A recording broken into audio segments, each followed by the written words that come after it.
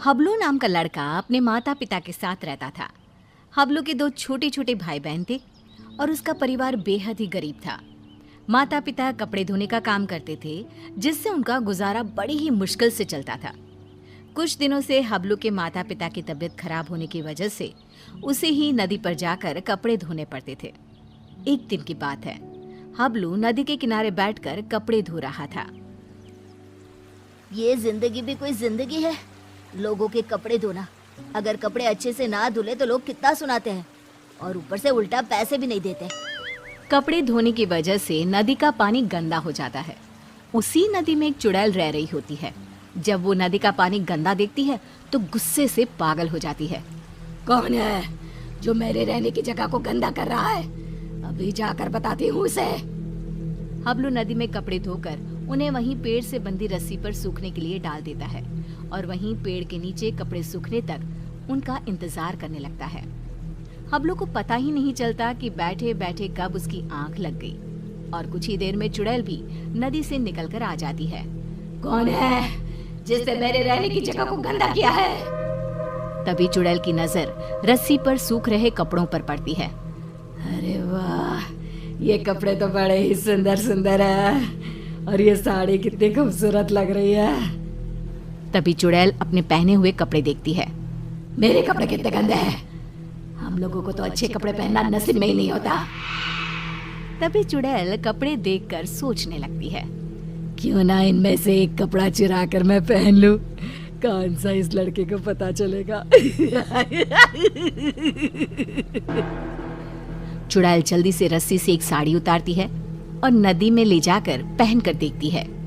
ये साड़ी मुझ पर कितनी खूबसूरत लग रही है, इसमें तो मैं एकदम हूर की परी लग रही हूँ। फिर कुछ देर बाद हबलू की आंख खुलती है। उसे पता नहीं चलता कि कब शाम हो गई।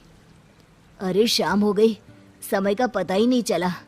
अब जल्दी से कपड़े उतार कर घर चलता हूँ, नहीं तो रात हो जाएगी। हबलू रस्सी से कपड़े उतार कर घर चला जाता है और घर जाकर कपड़ों की गिनती करके उन्हें एक गठरी में बांधने लगता है। 1 2 3 और ये 5 और ये 9, ये कैसे हो सकता है? मैंने तो 10 जोड़े कपड़े धोए थे, इनमें तो एक कम है। दोबारा गिनता हूँ, कहीं मुझसे कपड़े गिनने में भूल ना हो गई हो। हबलू एक एक करके दोबारा कपड़े गिनने लगता है, पर इस बार भी कपड़े 10 जोड़े की जगह 9 जोड़े थे। कपड़े कम होने की वजह से वो परेशान था। ये सब सोचते सोचते उसे कब नींद आ जाती है पता ही नहीं चलता। अगली सुबह हबलू फिर से कपड़े लेकर नदी पर धोने के लिए चला जाता है और जैसे ही वो कपड़े धोने लगता है, नदी का पानी कपड़े धोने की वजह से फिर से गंदा होता है। ये देखकर नदी में रह रही चुड़ैल आग बबूला हो जाती है। ये लोग मुझे चैन से रहने भी नहीं देते। आज फिर ये लड़का कपड़े धोकर मेरी रहने की जगह गंदा कर रहा है। आज मैं ऐसा सबक सिखाऊंगी कि ये कपड़े यहाँ धोना ही भूल जाएगा। हबलू के कपड़े धोने के बाद वो उन्हें पेड़ से बंधी रस्सी पर सूखने के लिए डाल देता है। जब तक ये कपड़े सूख रहे हैं, मैं यहीं पेड़ के नीचे कुछ देर आराम कर लेता हूँ। हबलू वहीं पेड़ के नीचे एक कपड़ा बिछाकर लेट जाता है। ठंडी ठंडी हवा चल रही थी तो लेटते ही उसे नींद आ जाती है और पता ही नहीं चलता कि कब उसकी आंख लग जाती है। कुछ देर बाद चुड़ैल भी नदी से निकलकर बाहर आ जाती है। आज मैं उसे छोड़ूंगी नहीं। मेरे रहने की जगह गंदी करके खुद चैन की नींद सो रहा है।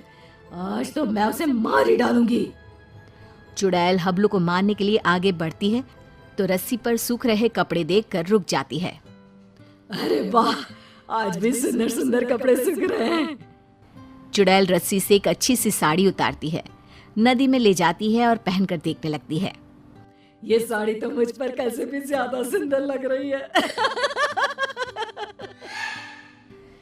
वो चुड़ैल साड़ी पहनकर नाचने लगती है। मेरा पिया घर आया ओ राम जी, मेरा पिया घर आया ओ राम जी। अब तो जब भी कपड़े धोकर सुखाया करेगा, मैं चुपके से जाकर उसके कपड़े चुरा लिया करूंगी और पहन लूंगी। उस लड़के को पता भी नहीं चलेगा कि उसके कपड़े कौन चुरा कर ले जाता है। और अगले दिन नदी का गंदा पानी देखकर चुड़ैल फिर से बाहर आती है और फिर से देखती है।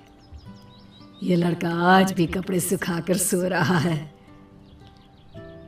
इस तरह से चुड़ैल हर रोज चुपके से जाती, एक अच्छा सा कपड़ा उठाती, नदी में ले जाती, पहनकर देखती और खुश होती। जब हबलू सोकर उठता तो वो एक जोड़ी कपड़े गायब पाता।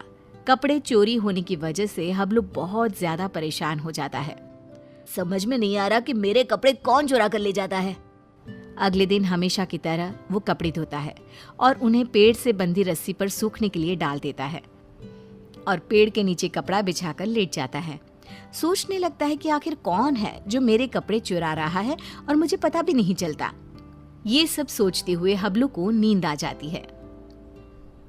गंदा पानी देखकर चुड़ैल बाहर आती है और ध्यान से सभी कपड़ों को देखने लगती है। तभी उसे एक लाल रंग का सुंदर सा लहंगा पसंद आता है और वो उसे अपने ऊपर लगाकर देखने लगती है।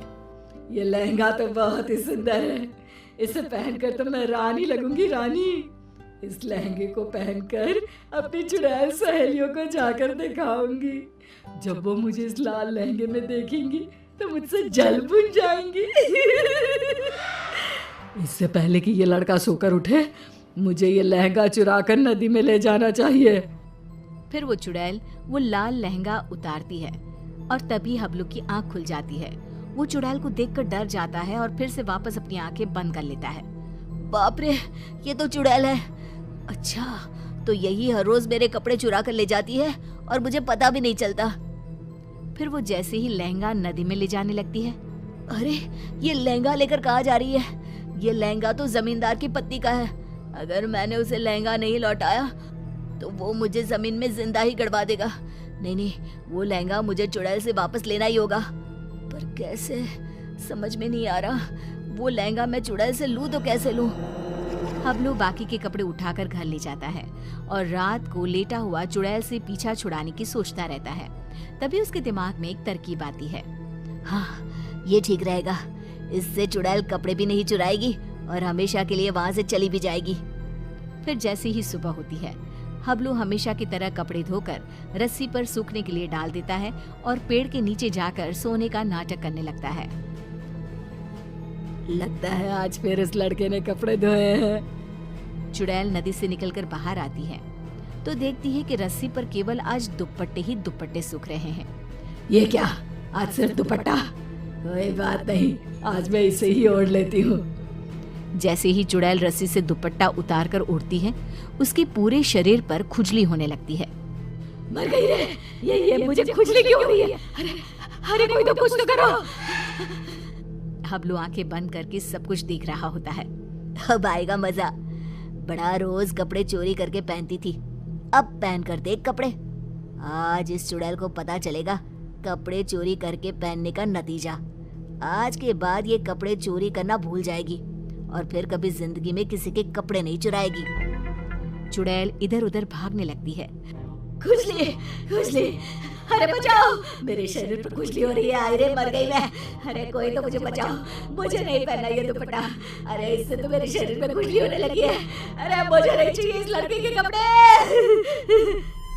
और चुड़ैल नदी में जाती है और सारे कपड़े लाकर वहीं डालकर भाग जाती है। और फिर वो हबलू तो क्या, किसी और को भी कभी परेशान नहीं करती।